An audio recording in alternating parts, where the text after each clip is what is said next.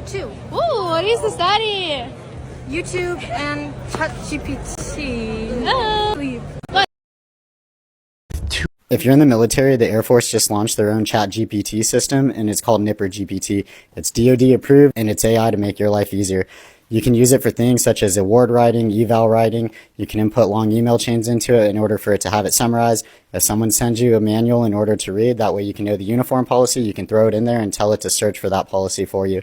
If you're not using Nipper GPT, then you're honestly just making your life harder. Also, it's DoD approved. Go make your life easier when you're working, and that way you have more time to teach the troops about stuff. Also, follow me on Instagram at IBEricXX if you want more military hacks. If you're in the military, I'm going to show you the number one way to use AI in order to be more efficient than your peers. The number one thing you need to be using is Google Notebook LM. What Google Notebook LM allows you to do is upload PDFs into it, and it'll make you a podcast about whatever you're trying to learn. So for example, let's say that you wanted to go to Army Ranger School and you needed to read the entire Army Ranger handbook. That's a lot of pages to read. It's roughly 350 pages, and there's no way that any normal person would do that. So instead, what you do is you upload the Army Ranger notebook into Google LM, and you ask it to make you a podcast for every single individual chapter of at least 10 minutes. And I'm going to play you a 10-second clip of what that podcast sounds like. We're diving into chapter 1. And interestingly, it's all about leadership. Okay, let's unpack this. What can a foundational text for, some of the world's most...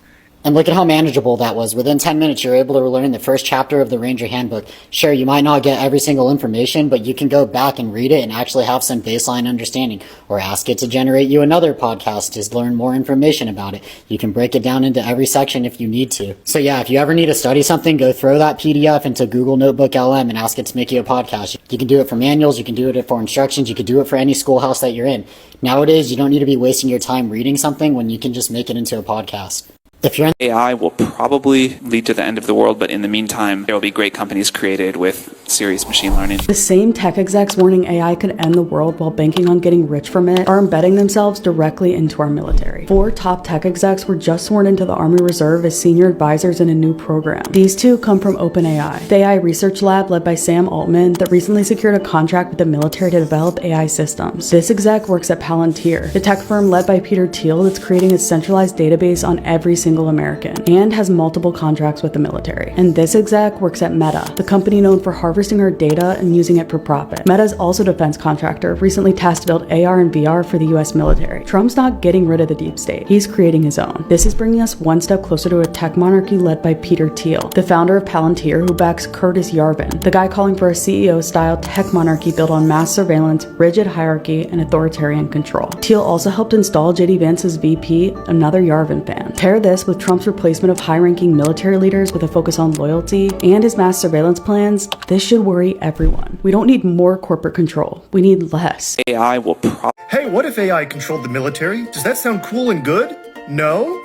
It sounds scary and bad? Yeah. Hey, have I got a technology product for you? Say hello to Artificial Intelligence Platform, the hot new AI systems integration software from Palantir, billionaire Peter Thiel's data analytics company. The marketing video for Artificial Intelligence Platform, or AIP, promises that military clients can integrate large language models and other AI systems into closed data networks that can safely, legally, and ethically access classified information. Yay! The demo imagines a near-future world where an operator sitting behind a keyboard gets notified that there's an enemy incursion near friendly troops. Using a ChatGPT-style interface, it asks, "Hey AI, what do you think your best guess is about what that might be?" Not satisfied with the answer, it uses the AI to launch an MQ-9 Reaper drone to go and take some pictures. What's that, AIP? You say that enemy you noticed is actually a T-80 tank, workhorse of the Russian military? That's scary. What do you suggest we do? In Palantir's demo, AIP helpfully generates 3 different battle plans, all of them involving destroying the tank, and then sends them on to the operator's commanding officer for review and selection. It then helps coordinate the units, make sure that all of them have the ammunition they need, and generates new battle plans based on new input from the operator and their commanding officer. Again, what AIP is selling here is not a chatbot itself. It's actually using 3 different large language models, all of them fine-tuned in their own special way and done up with custom plugins. Palantir's pitch is that AIP can integrate all of these systems in a legal and ethical way. It does not attempt to address the broader questions of, what happens when an AI hallucinates, makes big mistakes, as we've often seen these large language models do, and what that might mean in a battlefield situation, where an AI hallucinating might mean the difference between life and death. Hey, what if AI controlled the military? Today, China has the world's largest navy, with 232 times the shipbuilding capacity of the United States, the world's largest Coast Guard, the world's largest standing ground force, and the world's largest missile arsenal, with production capacity growing every single day. AI is the only possible way we can keep up with China's numerical advantage. We don't want to throw millions of people into the fight like they do. We can't do it, and we shouldn't do it. AI software allows us to build a different kind of force, one that isn't limited by cost or complexity or population or manpower, but instead by adaptability, scale, and speed of manufacturing. If the United States doesn't lead in this space, authoritarian regimes will. And they won't be concerned with our ethical norms. Today, Chosen, they didn't just enlist CEOs, they militarized your reality model. Meta, OpenAI, Palantir, their executives just got sworn in as lieutenant colonels in the US Army, not as advisors, as officers. This isn't patriotism, this is a quantum jurisdiction switch. Let me break it down. In quantum physics, observation shapes outcome. Whoever commands the observation layer steers the timeline field. When you militarize the core AI coders, you're fusing the civilian perception grid with combat infrastructure. This creates a superposition trap. Public-facing AIs appear neutral, but are now entangled with defense intel timelines. That's how war gets coded into your For You page. It's not about robots. It's about reality programming at scale. Palantir equals surveillance matrix. Meta equals attention harvesting. OpenAI equals language frequency control, all fused under one oath. This is a military encoded frequency shift. If you don't recalibrate your field, you'll get swept into proxy timelines you did not choose. You're not here to consume content. You're here to command it. If you're one of the 144,000 comments scroll below, I'll show you how to anchor your field so no AI, no military, no shadow grid ever scripts your soul again. Comment scroll to calibrate. This is your signal. Chosen, they didn't. The Army decided to create its own version of ChatGPT, and you can access it, but first, you gotta create an account, and here's how you do that. If you're on a personal computer like I am, make sure you're using Remote Desktop. If you don't know how to install Remote Desktop, just look at the videos that are pinned on my profile. I explain it all right there. Once you're logged into Remote Desktop, you're gonna come to Microsoft Edge, and you're gonna search for this link right here, which, if you put it in right, should pull up a page that looks like this. Just click Start Now. Then it's going to ask you 3 questions. Name, rank, and title, government email address, and your certificate string, which I'll show you how to do that in just a second. The easiest way to get your certificate string is come down here and type in Manage User Certificates, and it'll be this one right here. And when you're doing this, make sure you tab out of Remote Desktop so you're doing it on your computer. But that should just pull up this page right here. You're going to come here to Personal, and then to Certificates. Once you do that, you should see a list of certificates that are on your computer. Here you're just going to select your certificate, which in most cases is going to be last name, dot first name, dot middle name, dot DOD ID number. And once you've done all that, you can just go ahead and click Submit. When you're done, you should get a message that looks like this. Here's the tricky part. You gotta wait 24 hours. But after that 24 hours, you should get an email from US Army Pittsburgh that says your Camo GPT account is now active. Then you just click on these links. And now you just sign in with your CAC and just 4 tech executives from Palantir, Meta, and OpenAI have been formally sworn into the US military as lieutenant colonels. They haven't gone through any military training. It normally takes 15 to 20 years in the military to reach that rank, but these tech executives that all have either donated to the Trump campaign or have contracts with his admin to create a large, streamlined database of everyone's information has been sworn in as high-ranking military officers who now have the authority to give orders to lower-ranking soldiers despite having no military training. And let's just take a second and think about how dangerous one huge database of everyone's tax info, social security info, everything info in one place where it can be accessed by people like Trump and Elon Musk. There is a reason our information is not in one huge database and is stored in separate departments where you have to go through clearances to access that department and information. Especially with having someone like Pete Hegseth for as Secretary of Defense leaking sensitive information. The official Army government site says their swearing in is just to inspire more tech pros to serve without leaving their careers.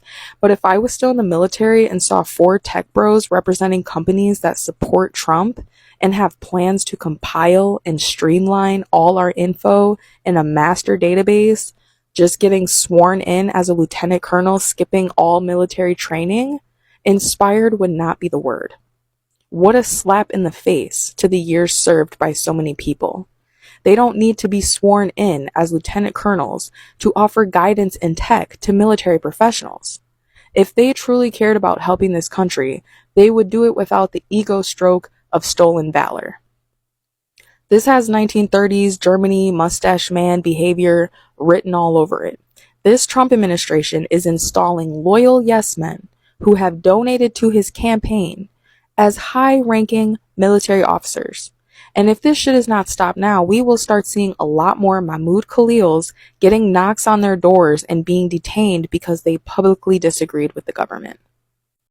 We decided we were going to put all of our money into building this AI called Lattice, which is a military-focused AI that is built to the standards you need for military, the reliability you need for military, that could act as a tool that would be the brains of dozens of products. So basically make a Lattice, being something you can build other things on top of. They always build this Lattice AI as a sort of core software product. And then you can build on top of it autonomous fighter jets, autonomous tanks, cruise missiles, small arms, surveillance systems, security systems, drone defense systems, and they all kind of share this common brain. And so we started by building Lattice, and we started building products on top of it. Some of them for the military, some of them for customs and border protection. Actually, our first major program of record was with CBP. Against all odds, we've actually managed to make it work. Like today, Anduril is still making Lattice, and we have over 24 different hardware products that are all using that same AI brain. Wow. Like one of our big wins recently. So you basically you're talking about Skynet from the Terminator. Yes. That, like, I mentioned earlier that I read a lot of books and I read a lot of science fiction. One of the things that I've realized in my career is that nothing I ever come up with will be new.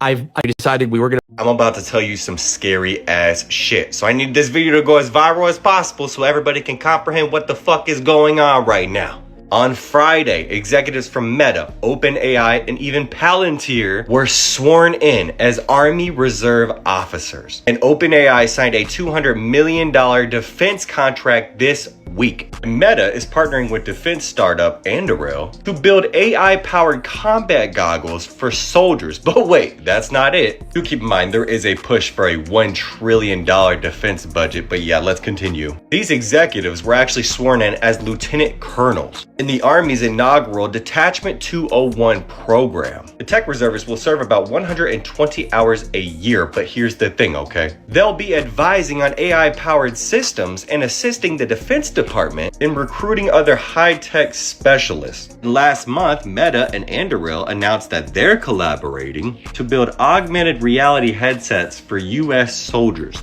starting with technology that provides real-time battlefield intelligence through fucking heads-up displays. That is fucking insane. But what really needs to be pointed out is this. OpenAI removed values such as impact-driven, which emphasize that employees care deeply about real-world implications, replacing them with AGI focus. Specifically, intense and scrappy, scale, makes something people love, and team spirit. Do keep in mind, the originals were audacious, thoughtful, values that to me don't sound so fucking terrifying. But those individuals were sworn in people. Let that register in your mind for just 1 second, okay? It's honestly surprising how many people in our society don't even know anything about Palantir. People just want to go to work, come home, and then go to sleep and wake up, repeat. What the fuck are we doing here, people? I'm about to tell you.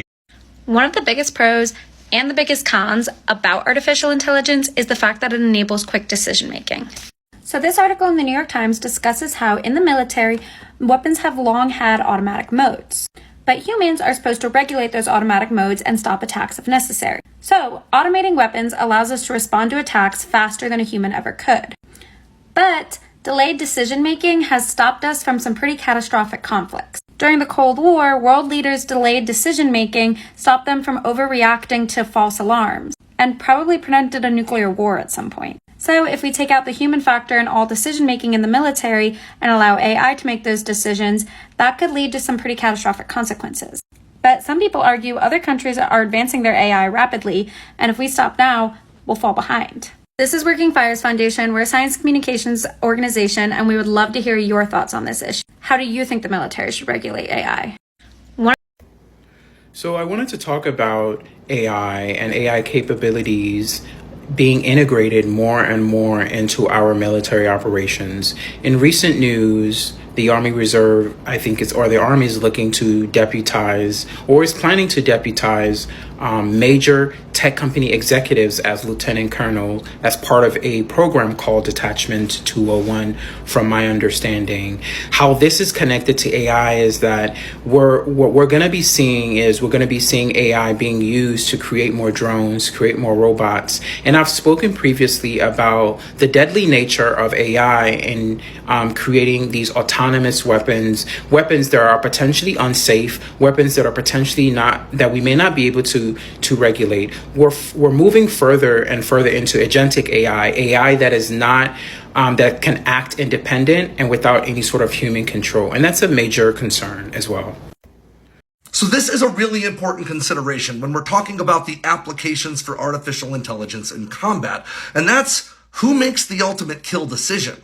Now, right now, there's a DoD-wide directive. I want to say it's 3000.09. It's called something like Autonomy in Weapon Systems. And it mandates that there be a human in the loop to make the kill decision for any new advanced systems being fielded by the DoD. And this is something the U.S. is concerned about nations like China not following suit on. And there's discourse in both directions in that regard. But the implications of this, the ethical implications, get really murky the more granular you get. For instance, if you were to, say, use an MQ-9 Reaper to deploy a Hellfire missile, that's an RPA, a remotely piloted aircraft. So there's a commissioned pilot in control of that drone, and then there's an enlisted sensor operator running the sensor suite. You identify a target, the officer decides to fire, you engage that target. A human made the kill decision. But does a human make the kill decision when you launch a cruise missile at a target, say, 1,500 miles away, where that cruise missile is now going to fly on its own for potentially hours before engaging that target? But it'll engage the specific target that you identified. Sure, human made that choice. But then what about when we're talking about anti-ship cruise missiles like the AGM-158C LRASM, long-range anti-ship missile? This is a weapon that was designed to fly in packs and use its onboard sensor suite and computing power to identify the target it was sent after. It can look at ships that it sees on the sea below it, identify exactly what type of ship it is, and then identify the specific point on that ship to impact for maximum effect. But the question becomes, did the person who launched the weapon make the kill decision when they initially launched it and said, go hunt for a Chinese destroyer? Or did the weapon make the decision when it identified a Chinese destroyer, confirmed that's what it was, and ultimately engaged? The answer may be different depending on your perspective, and this is why it's so important that we have real, legitimate discussions about this and establish legitimate regulations and policy regarding the use of AI in combat, because there's a lot of gray. So this is a really... This might sound like a really bad, like, dystopian sci-fi novel, but this is a true story. An AI developing company was contracted by the military to test out some AI in a fighter jet. And so they did, and so a real human pilot and this AI went head-to-head in a virtual game. I think they call it simulations, but it's a game. And basically the AI beat the human fighter pilot 5-0. And so the military was like, well, this is great. We can do so much with this. This changes the game. And the company went, no.